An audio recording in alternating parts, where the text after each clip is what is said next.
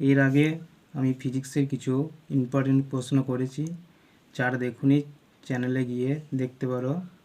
আর যদি তোমাদের এই চ্যানেলটা ভালো লাগে অবশ্যই সাবস্ক্রাইব এবং লাইক করবে। আজকে কিছু ইম্পর্টেন্ট প্রশ্ন নিয়ে এসেছি ক্লাস 10-এর জন্য ফিজিক্সে, সেগুলো আজ দেখো। প্রথম প্রশ্ন, 3টি সি কার্বন পরমাণু বিশিষ্ট অ্যালকিন যৌগে এইচ পরমাণুর সংখ্যা কত? অপশন 1 8, অপশন 2 3, অপশন সি বলতে 6 4। দেখো অ্যালকিনের সাধারণ সংকেত কী, এইগুলো প্রথমে বার করতে গেলে তোমাকে সংকেত জানতে হবে। যার বলবে যদি বলে অ্যালকিন, তাহলে অ্যালকিনের সাধারণ সংকেত কী বা সংকেত কী? CnH2n। এবার 3টি সি বলেছে, তাহলে এনের জায়গায় আমি 3 বসিয়ে দিচ্ছি। এনের জায়গায় 3 বসিয়ে দিলে 3, H2n, এখানে 2 ইন্টু এনের জায়গায় 3 বসিয়ে দিলাম 3, তাহলে হলো C3H, 2 দুগুণে 2 আর 3, 3 দুগুণে 6, তাহলে C3H6। তাহলে এইচ পরমাণুর সংখ্যা কত হলো? 6। কেন হলো? তখন এইচের সঙ্গে 6 আছে বলে এইচ পরমাণুর সংখ্যা হলো 6। দেখো নেক্সট প্রশ্ন, একটা আলোক রশ্মি কাঁচের উপর 45 ডিগ্রি কোণে আপাতিত হয়ে 30 ডিগ্রি কোণে প্রতিষ্ঠিত হয়, কাঁচের প্রতিসরাঙ্ক কত?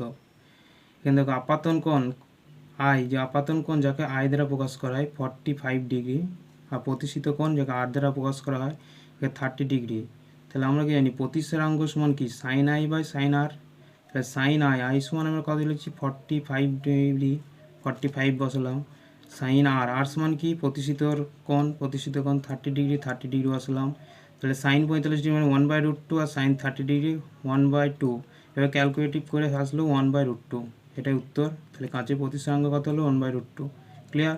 নেক্সট প্রশ্ন, কোন উষ্ণতায় সেলসিয়াস এবং ফারেনহাইট স্কেলের পাঠ সমান হবে তা নির্ণয় করো।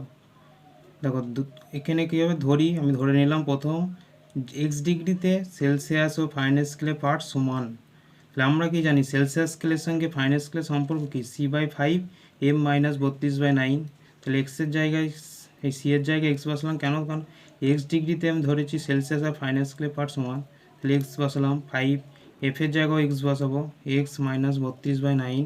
তাহলে ক্যালকুলেটর করলাম, দেখো 9 এর সাথে এক্স গুণ 9x, 5-এর সঙ্গে এক্স 5x, আবার 5-এর সঙ্গে 32 গুণ করলে 160। তারপরে 9x আর 5 ডিগ্রি এদিকে নিয়ে আসলাম, -5x হয়ে গেল -160। তাহলে 9x থেকে 5x বদলে 4x, 4x থেকে বাদ দিলে -160 করে থাকলো। তাই x সমান কি? 4 দিয়ে ভাগ করলাম -40। তাহলে কত ডিগ্রি সেলসিয়াস উষ্ণতায় সেলসিয়াস আর ফারেনহাইট স্কেলের পাঠ সমান হবে? -40 ডিগ্রি সেলসিয়াস উষ্ণতায় ফারেনহাইট ও সেলসিয়াস স্কেলের পাঠ সমান হবে। ক্লিয়ার? এটা বেশিরভাগ কী আসে? শর্ট হিসেবে আসে, যে বলে যে কোন উষ্ণতায় সেলসিয়াস স্কেল ও ফারেনহাইট স্কেলের পাঠ সমান হবে, তখন অপশান যেটা থাকবে তখন -40 ডিগ্রিটা অ্যান্সার করে দেবে। পরের প্রশ্ন দেখো, এটা ইম্পর্টেন্ট প্রশ্ন, এটা টেনে অনেক সময় আসে, যে 30 ডিগ্রি সেলসিয়াস ও 300 ডিগ্রি কেলভিন এদের মধ্যে কে বড়? তো সেলসিয়াস থেকে আমরা জানি যে কেলভিন স্কেলে কনভার্ট করতে গেলে কত যোগ করতে হয়? 273। সেটাই করেছি। দেখো যেহেতু এখানে কেলভিন আছে আর এটা সেলসিয়াস আছে, তাই সেলসিয়াস থেকে আমি কেলভিনে কনভার্ট করেছি। তাহলে 30 ডিগ্রি সেলসিয়াস সমান কি? 30 যোগ 273, তাহলে যোগ করলে কত হচ্ছে? 303 কেলভিন। কে মানে হচ্ছে কেলভিন, অর্থাৎ 300 কে মানে 300 কে মানে এই কেটা কেলভিন স্কেলে যেটা দেওয়া ছিল 300 কে ও 30 ডিগ্রি সেলসিয়াসের মধ্যে 30 ডিগ্রি সেলসিয়াস বড়।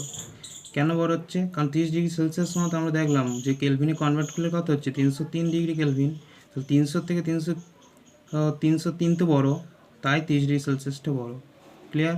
পরের প্রশ্ন দেখো, 1200 ওহম রোধের একটি বাল্বের ফিলামেন্টে 220 ভোল্ট উৎস থেকে কত তড়িৎ প্রবাহ নেবে?